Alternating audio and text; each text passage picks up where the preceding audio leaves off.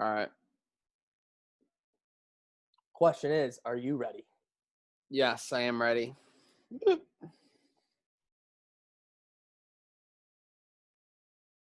3, 2, 1. Folks, happy Thursday night. It's a beautiful night for music on Maine. I mean, this weather in Buffalo now, the hot streak that we're on, absolutely incredible. It's Trainwreck Tonight, episode 172, featuring Futures with Maniac. I'm your host, Degenerate. Show sponsor, Pazda Electric.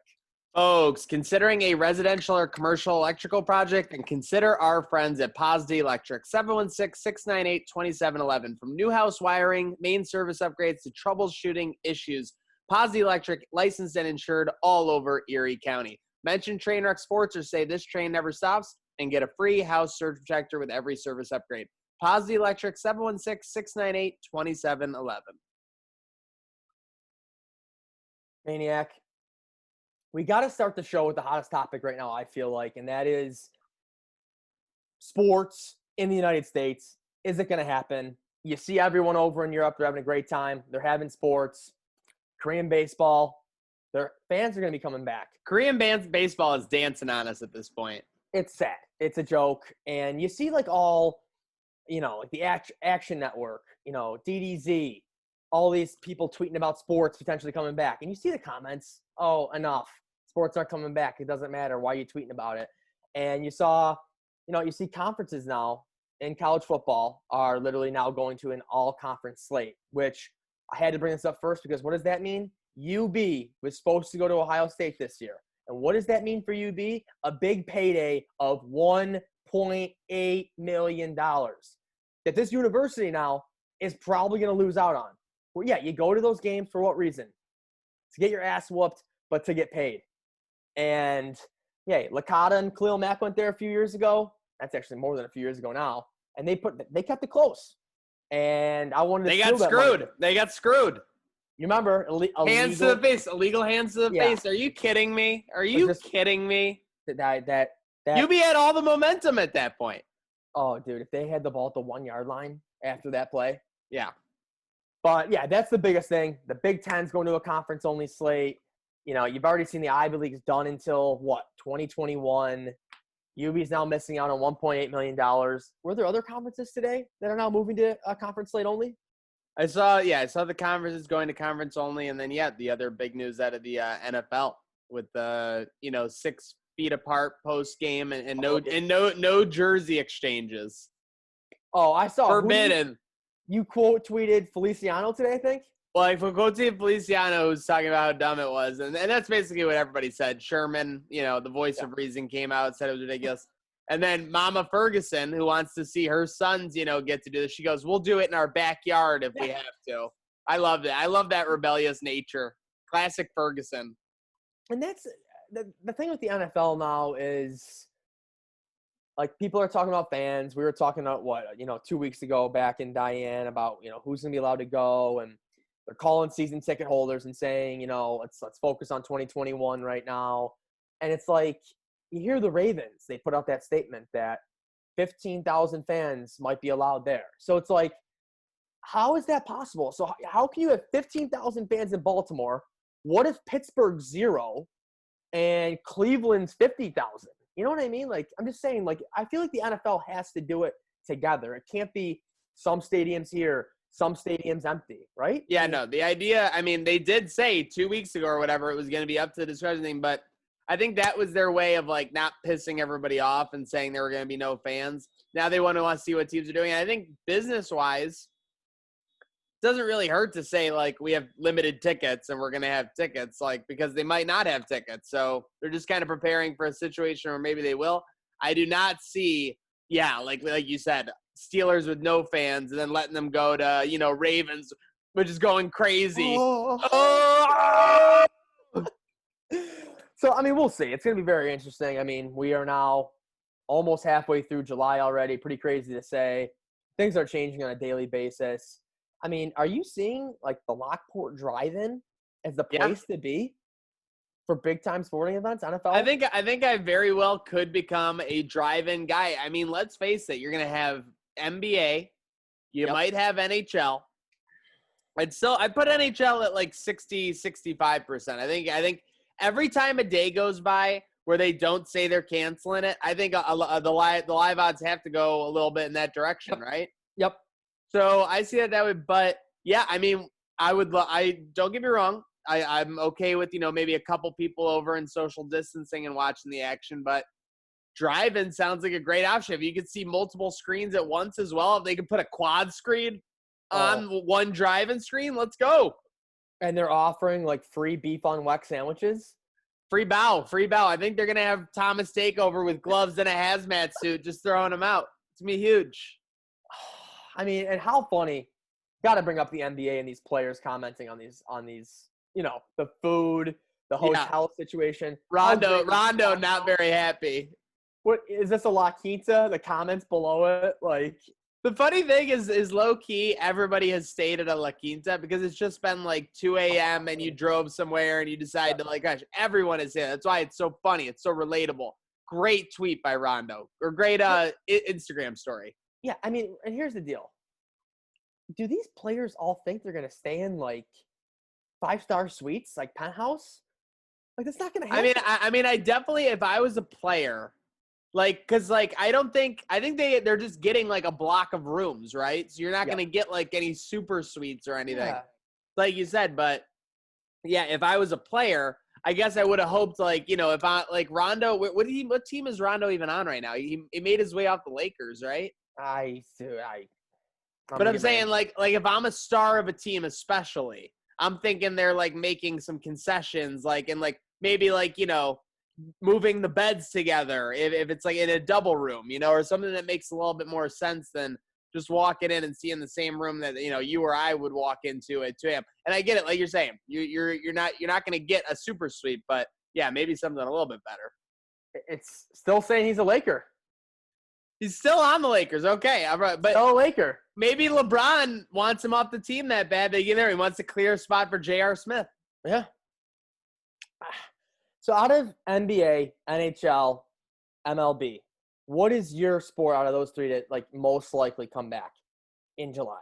I think right now NBA's come back, and this is I heard this argument elsewhere, so I'm not gonna like claim that it was mine. But if you're the NBA, the only thing that is gonna stop you from coming back is basically like an outbreak.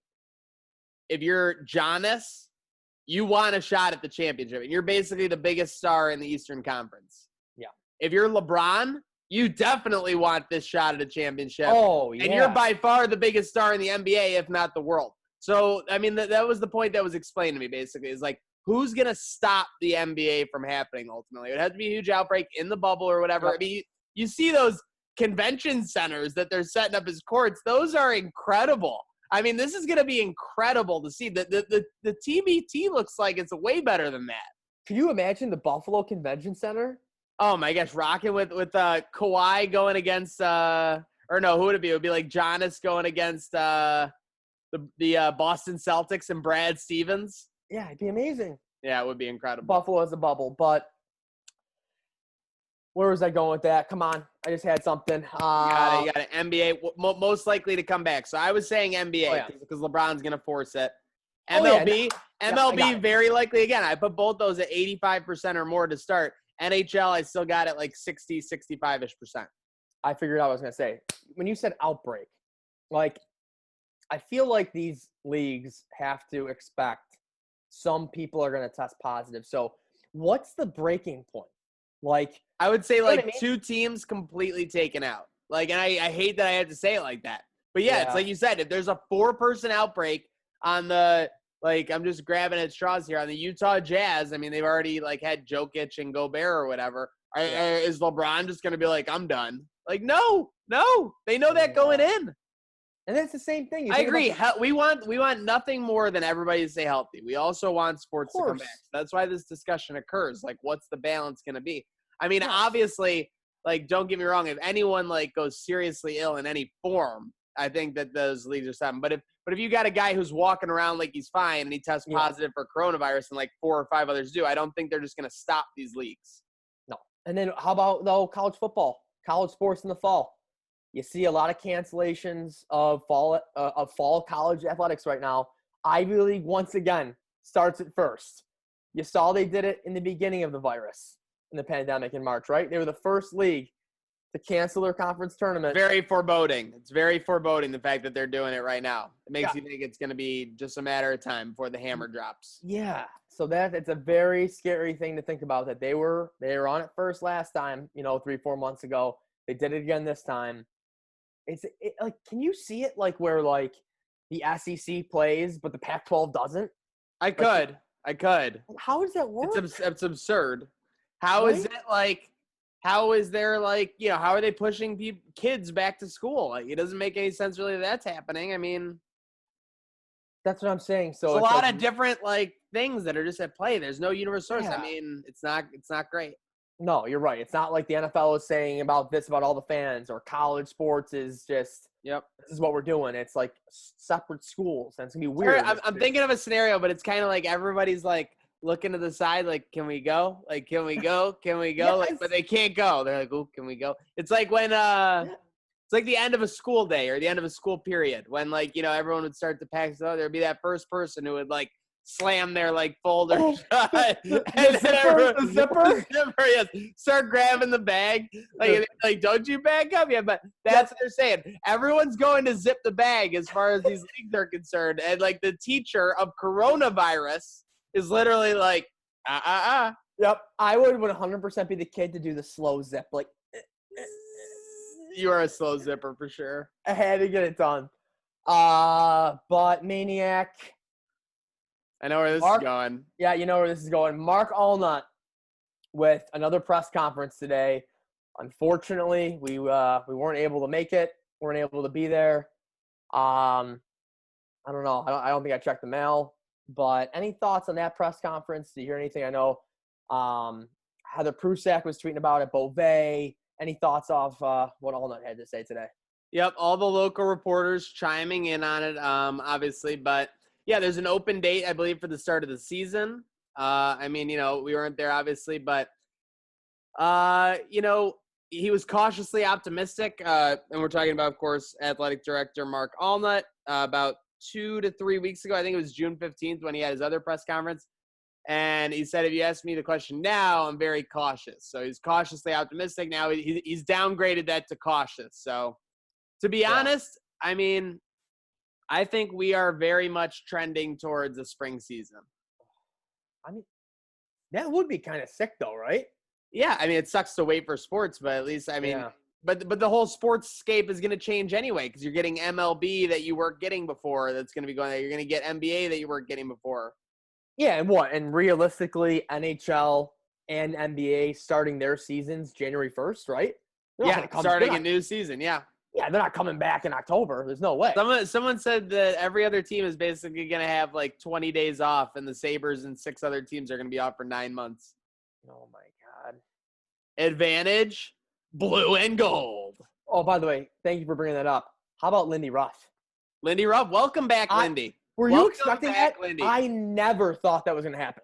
It was one of those things that we got very excited when we saw the rumor, so we tried to ride it as much as possible because we didn't think it was going to happen. Like, that's basically what happens. Yeah. When you see a rumor that you're not sure is going to happen, you better ride that rumor out. Like, when they said the Sabres were going to be in the group of 24, we were all over it, Yeah.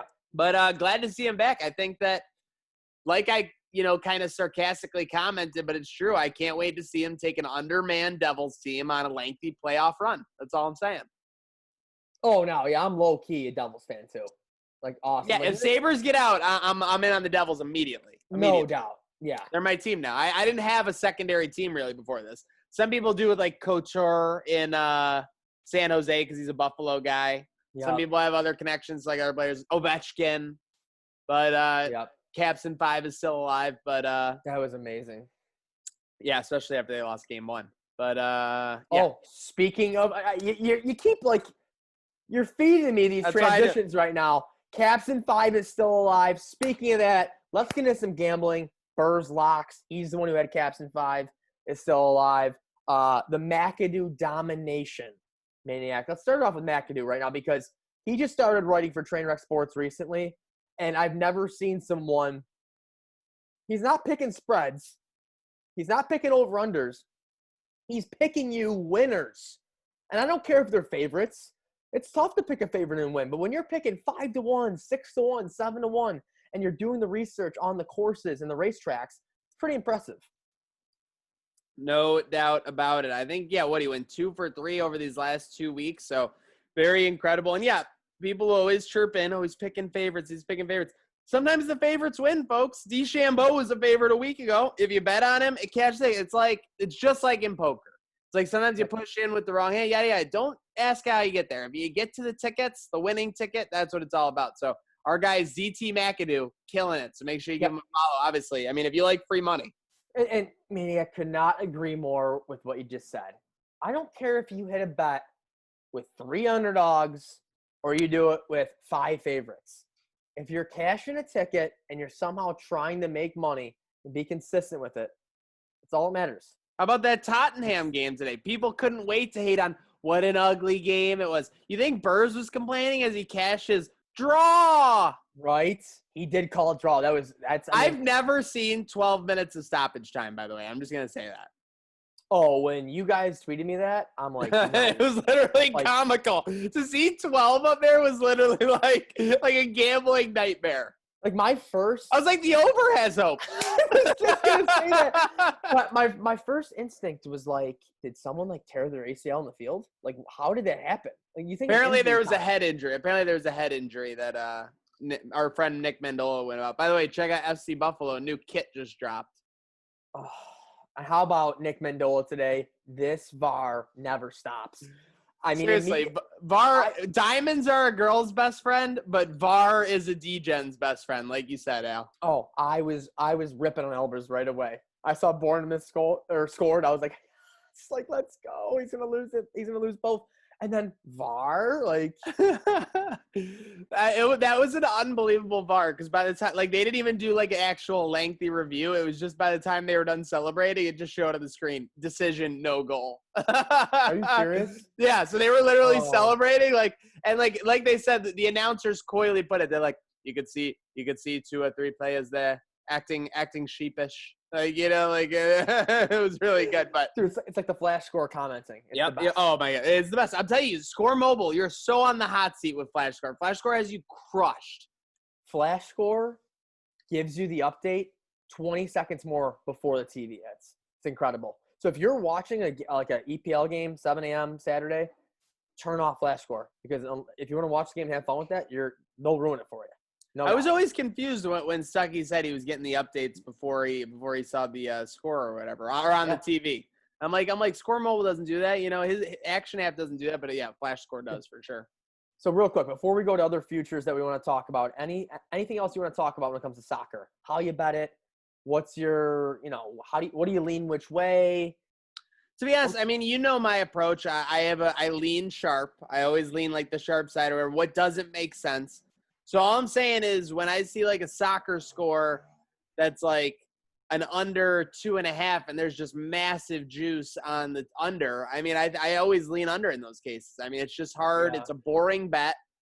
And, says everyone, but it's all about the body of work. You might not win that one, but I think those hit at like 50-something%. You know what I mean? Yeah. I don't think those are below for it. And then, I do like a lot of people tend like the minus 150 to 200 favorites to like favor those too much. I like Burrs. I don't know what the lines were in today's game, but I like when those to go drop because versus that long shot covering, they'll just play that draw game. Yep. Dude, it's great you bring that up because in La Liga today, it was like Ibar versus I can't remember who it was, but over under was like minus 1.5. Yeah, and under, like, that's not even a question to me. That's like seeing a college basketball over-under that's like 116.5. And what do you think the final score was? 1-1 on a PK in the 94th minute. 0-0. Like when you – exactly, Maniac. There was only 2 choices there. It was either 0-0 or 1-1 with a PK. Yeah. When you see an over-under of 1.5 or you see an under 2.5 that's minus 150, I would go over more. I'd say 65-70% going under. Yep. So – and that's the way I've been leaning as well. I've been betting a lot of soccer unders, and I love the creek because of the adjusted lines. Yeah, they are giving you a lot of options. We've seen you and some friends taking advantage there. Yeah. So you see an under 2.5. You want to be a little more safe. Tease it to 3.5. Add another play in, or 2 or 3, and have some fun with it, because soccer games aren't going to score 3, 4, 5 goals. The best take it was the person that commented. So you're basically just betting on the most boring outcome. Oh You yeah, just had like 3 unders and yeah, like a draw, didn't you? yeah. And you have I got Greggy parlays that Yeah. always brings this up to me. And what does he say? You're rooting for no sports, and I'm like, yep. I'm rooting for unders. I'm rooting for the non-sexy pick everyone's betting over. Most So definitely. speaking of sexy pick, let's go to UFC 251 Fight Island this weekend. We'll have Ryan Thomas all over it. He's going to go live before. He'll be live during and after. He'll also be posting his locks. 3 picks beforehand. He does it every time UFC's going off on a Saturday night. We got Masvidal versus Usman. Maniac. This matchup, it's the biggest one of the night, reminds me of – I don't know what it reminds me of. I was going to ask you what it reminds you of, because you know why? Everyone loves the dog in this one. Yeah, Everyone's why is everybody Masvidal. over the dog? I've never seen such a massive group of people all over the dog. The last time I remember an underdog getting this much pop in UFC was when Brock Lesnar made his return against Mark, whatever his name was. And Lesnar did win as an underdog, if you remember that situation. Maniac, tell me the last time in sports you've seen like people just love the dog.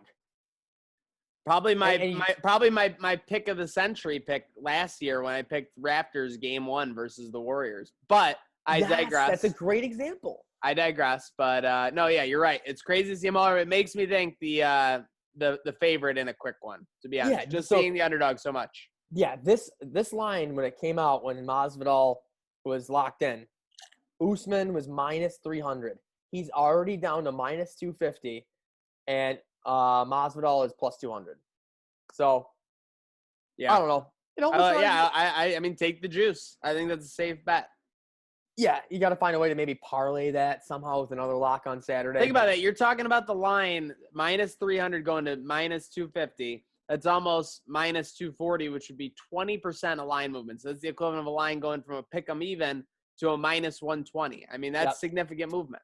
Yeah, and people love Masvidal. He's been in the UFC for forever.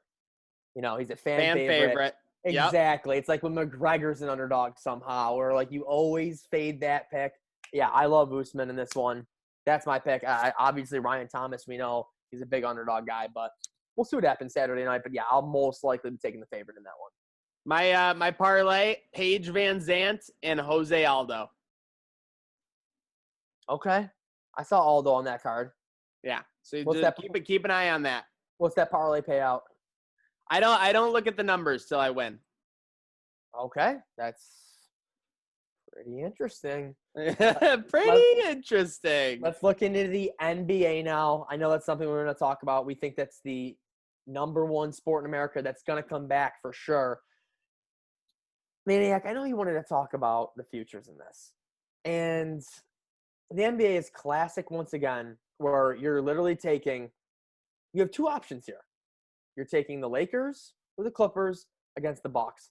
I don't see any other scenario that hits. Yeah, so this is the dilemma you got to face. Basically, the Bucks are a heavy favorite, just like they were last year, by the way. I think the Raptors were about plus 230 in that Eastern Conference, so that's a massive underdog there. But Bucks minus 165 currently to coast that conference. It seems like the only team they really think could be in their way is the Boston Celtics, because the Raptors, record-wise, you would think they could be in their way, but the fact that they're plus 700, I think, is pretty telling. I think the public or the book in this case is saying that they're out on the Raptors' repeat success that they were having before the stoppage. Yeah, I mean, I'm not laying the juice minus 165 to win the East. I mean, I'd much rather. What are the Celtics? Are they 7-1, 8-1 too? Plus 700, and they play first game back. Oh wow! I mean, yeah, I'm definitely not laying that on the Bucks. And then you go out west. I mean, you have the Lakers, you have the Clippers to win the West. They're both like what, plus 225, plus 230. I don't see really any value there either. maybe take the I don't even Well, know. if you're going to do that, you might as well just take them to win the NBA championship and get a little Yes. juice for Yeah, sure. there's That's what no we're talking about. We're talking about betting smart. I mean, necessarily it's not always about winners. It's about getting that V word, Al. Value. value has everything you need. But yeah, you're looking at what, opening night, July 30th and then July 31st. Like, I cannot wait for all day sports. Yeah, That is it's gonna be incredible. NHL finally scheduling, or you're projecting the schedule correctly as well. Oh, yeah, Have you looked at NHL. any of the? Have you looked at any of the opening night lines for the NBA? Yes, I just pulled that up. And don't you love it? Clippers Lakers is opening night. Clippers, Like, Lakers, and Celtics, Bucks. It's almost like they know what they're doing. yeah. And it's just so weird. Like, in these games, and even in these soccer games that I've been betting and that you've been betting, there's like, you used to have to worry about that home court advantage. Yeah. So you're not laying juice on that anymore. You know what I mean? So, like, I've seen games where, like, you have the Bucks are -5.5 on opening night against the Celtics. If that was in Milwaukee, would they be -9? -8? Yep. That's Like, a legit question. I think that's very telling. I think it's a very telling line. I like the Celtics in that game. yeah, so you're betting these games now without fans, which is it's crazy to me. And you have the Kings, Spurs. Kings are -3 in San Antonio. Yeah. Right? Like, it's just like, you look at these lines, it's crazy. Yeah. But you got to be able to adjust as a better now and get this done. My opening night lock for NBA, July 30th, 6:30 p.m. game. Jazz versus Pelicans. Pelicans -2, -112. Lay the juice. Take the Pelicans -150 to win that game. You cannot tell me that Zion's not going to win his first game back. I think everyone is going to be fading the Jazz and that COVID. So I'm saying team. I didn't want to bring that up, but that's a big factor too. I love the Jazz. Give me the Jazz. I'll take. I'll wait as line. it gets closer, but you're right. If everyone is all over, I might maybe tease it up +4. Yeah, +4, 4.5, 5.5. Oh my God, I'm so excited for these games. So not a lot of value in the NBA. Like we say, it's very top heavy. A little bit different in the MLB landscape. MLB, let's go. Where are we at here? I mean, so we got the 60-game season. We got the MLB futures pulled up here. So let's start. Are you pulled? You got the win total pulled up? Futures. Yep. MLB team wins. Okay. Yep. So let's do a lightning shoot through these real quick. I'm gonna ask you them, and you just tell me what you got. D-backs over under 30.5. Under. Braves under over 33.5. Over. Orioles over under 20.5. Way under. Red Sox over under 30.5. Under. Under is juiced to -130 on that one, by the way. I would Chicago Cubs over under 31.5. Under. Southside White Sox over under 31.5. Over. Reds over under 31.5. Over. Indians over under 33.5. Juice on the 33 over. Under. Colorado Rockies over under 27.5. Over. Detroit Tigers over under 22.5. They stink. Under. Astros over under 34.5. I think they're going over because of no fans. Over. Okay, that will benefit them for sure. Royals over under 25.5. Sorry, Geary. Under. Angels who added Rendon and now have Joe Madden as we discussed over under 31.5. Over. Dodgers over under 37.5 with juice on the under. Under. Marlins over under 24.5. Under. Brewers over under 31.5 with Yelich. Over. Twins over under 34.5. Over. Big Twins guy. Over. Okay, Mets over under 32.5. So that would be a pretty good season. Over. Yankees over under 36.5. Big juice on the over. Pass. Over under Athletics 33.5. Wow, 33.5 for the Athletics. Over. Okay, Phillies over under 30.5. Under. Pirates over under 25.5.